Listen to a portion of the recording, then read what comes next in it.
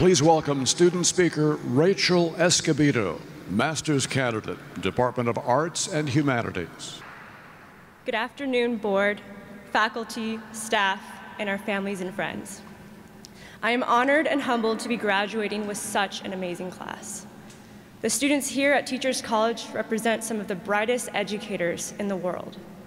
They are strong proponents of change in this extremely challenging and complex time in education. Miraculously, they're still here and haven't broken under its pressure.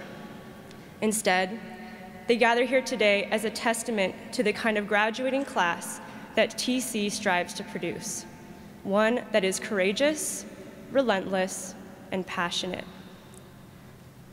Today we look back upon our first day at TC and acknowledge how far we have come. But we also know that our journeys would not be possible without the love and support of so many individuals. Some are here in spirit, and many have traveled miles and faced death-defying taxi rides just to be a part of this moment. These are the people who sacrificed their own time for us, who made sure that our troubles and questions were always welcome for discussion. But they also knew when to help push us past our comfort zones. Experiencing discomfort is one of the most important things to feel alive. It is what keeps us questioning and striving to reach our greatest potential. When we leave our comfort zone, it usually means we're about to embark upon an unforgettable experience. 2 years ago, I left San Diego and arrived at Teachers College with the hopes that moving across the country would help me find myself. But little did I know that finding oneself is a continuous and often uncomfortable process that happens over the course of a lifetime. Since day one at TC, I have been pushed past my comfort zone. I overcame my fear of speaking in a graduate class and realized that it was possible for me to serve on the graduate student committee for my department. Last semester, I agreed to teach public speaking in an after-school program in Chinatown. There was no curriculum provided, and it was my first time working with middle school students. After this experience, I learned two things: that middle school teachers are saints,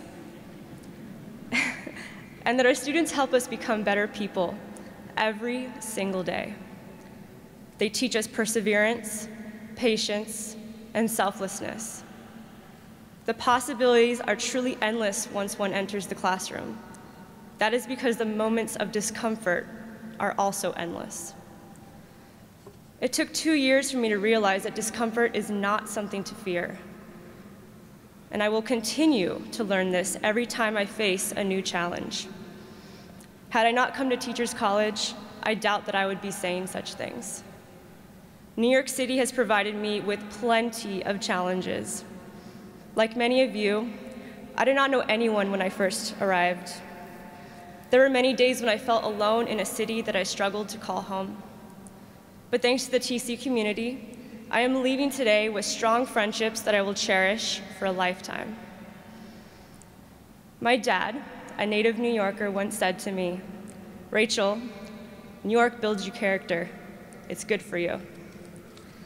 As silly as it sounded, a part of me knew he was right. Even though I struggled to adapt to a new way of life, he did not tell me what I am here, what I wanted to hear, and I am grateful for that. Instead, he pushed me out of my comfort zone so that I could discover my own strength. Perhaps there's a little New Yorker in this San Diego girl after all. At TC, I learned that with every uncomfortable moment, there was someone encouraging us to move forward. If I calculate the number of minutes I've spent on the phone with my mom, my brother, and my boyfriend, it might total my amount in student loans. I could not ask for a greater gift than their love and support. This kind of support extends beyond family and into the community at TC. Often we are not aware of them, like the men I saw outside my window at 4 in the morning who are working hard in the bitter cold to blow away the snow so that educators could make it to work. These everyday contributions may seem small, but their impact is huge. What seems like just a job to one person is the difference between the start to a good or bad day for another. It is because of this institution and the support of our family and friends that have allowed us to learn about ourselves and others through the lens of education. We are incredibly fortunate. Yet showing gratitude is not something that comes naturally to most of us. There are many days when I wake up completely consumed with my own struggles. But by reminding ourselves to pause and pay attention to our relationships, it forces us to develop a greater awareness for the world around us. The late Maxine Green, a beloved TC professor, once said, "To pay attention is our endless and proper work."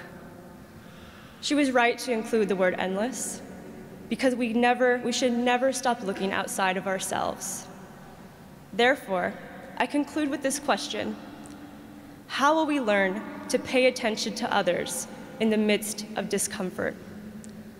Perhaps the beginning of an answer lies in us as educators who seek to better the lives of our students.